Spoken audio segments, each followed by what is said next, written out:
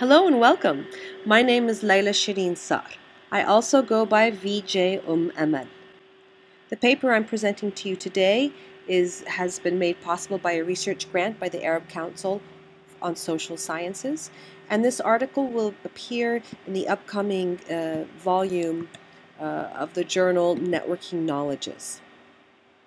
The title of my article is A Virtual Body Politic: The Mobilization of Information Patterns. And this is a media-enhanced article that will contain 2 data visualizations, and I hope that you do have the opportunity to take a moment and actually click on the links and participate and engage and enter the interactive data visualizations. In New York Times in November 16, 2010, the quote, What is the next big idea in language, history, and the arts? Data. The joint availability of massive social and cultural data sets, including social media and digitized cultural artifacts, make possible fundamentally new paradigms for the study of social and cultural activities and histories. Access to information and justice in the Arab world has been reframed through open source industry models, social media platforms, and Arabic software localization. But these changes have yet to be meaningfully analyzed or even accounted for by scholars by studying either the social media or the societies in question. The scope of my research is in fact one layer removed from the individuals and communities themselves. In this inquiry, I examine various assemblages of people in the virtual world through their words, their sharing, and their posts online.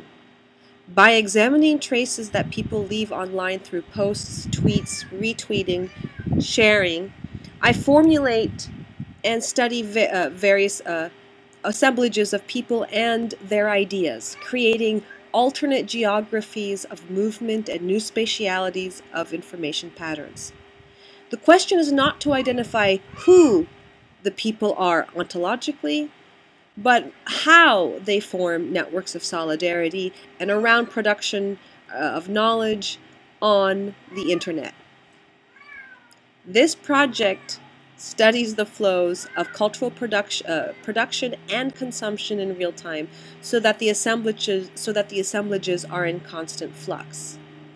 By juxtaposing data visualizations using social media from the summer months of the 2011 Egyptian Revolution to the attack on Gaza in the summer of 2014, my goal is to understand the hermeneutics, the text and context of digital knowledge produced from social unrest and citizen action as it flows among transnational actors from the earlier events in Egypt to a violent war against Gaza 3 years later.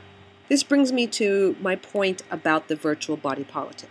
I argue that it is the actual material bodies that are writing the information patterns we read on social media, if you will. And with social media, for the first time, we are seeing media being circumscribed by its millions and millions of users rather than one state-run apparatus like a newspaper or television network. These authors have become a plethora of different bodies, big ones, black ones, brown ones, Muslim ones, atheist ones, queer ones, and all the variations. It is this largeness in daily political movement and operations that is defining the social media production of knowledge. It is revolutionary. Another example of solidarity networks operating across differences is this photograph of a young girl holding a sign that reads, quote, to Ferguson, with love from Palestine. On the night of the indictment verdict of Officer Darren Wilson in Ferguson, Missouri on November 24, 2014, this photograph was the third most tweeted image among 650,000 tweets collected on #Ferguson. A difference between the body politic and the virtual body politic is that the former is an abstraction of a group of people governed by one authority. More importantly, the latter is that abstraction of people who exchange ideas publicly, online, about the governance of an authority through visual representation of bodies as a site of political control. More than the accumulation of data in this discussion, I am concerned with the public sharing among global witnesses, a virtual body politic. The notion of witnessing culture, while science gives us a means to speak about the implications, is powerful.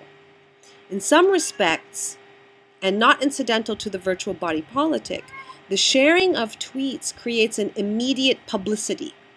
The Bear, Egypt, tweets in 2011. In his article, The Arab Revolutions, the Emergence of a New Political Subjectivity, Sadi Hanafi argues that the Arab youth feel that they have become a homo sacer, in the sense of Agamben's work, which means that this was a revolt of bare lives, that is, of defenseless, hungry bodies, that the regime has stripped of political identity and of the right to belong to such groups as the Islamic Renaissance Movement, Al-Nahda, Tunisian Communist Labour Party, and the Muslim Brotherhood.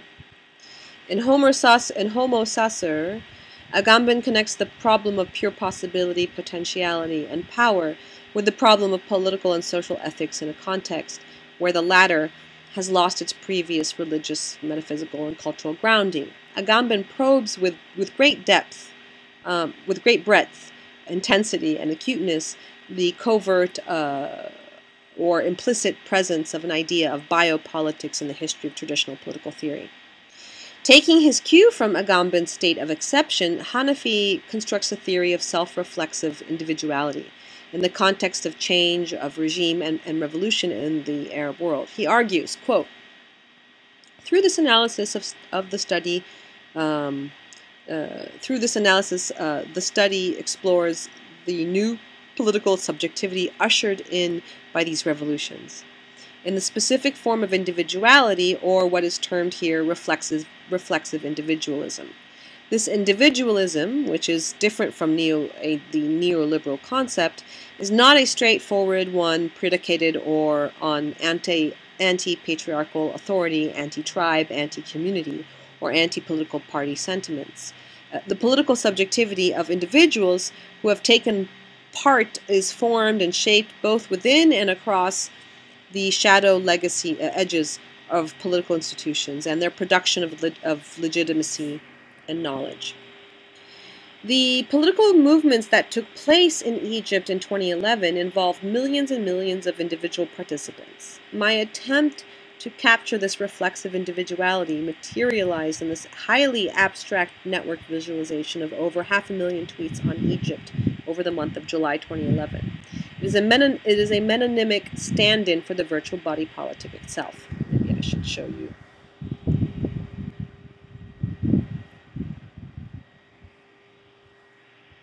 This network drawing represents a sensory experience of the immensity of online media. The network has become so complex, big, and alive. My intent is to offer a new perspective on the microcosms within macrocosms of this world, somewhat unfinished and unknowable, to bring these complex representations of the movements and millions, billions of people with many leaders together in a way that allows you to experience through the senses what nobody logically organizes in their human head. This media praxis methodology interrogates new modes of knowledge production as reflexivity, transdisciplinarity, and heterogeneity in the age of big data. Through critique of database narrative and the computerization of thinking and culture, I articulate techniques of information analysis as research methods in the humanities. The challenge today is in producing knowledge that is analytically rigorous, durable, and independent from various securitized and militarized power centers and policy circles. What are the new forms of socialities of political action enabled by these global networks? How does one consider the multiplicities of networks? Solidarity networks, artistic networks, academic networks, virtual networks. Networked images as political instruments, and media of global political action since the Arab revolutions. The new body politic as a body without a skin.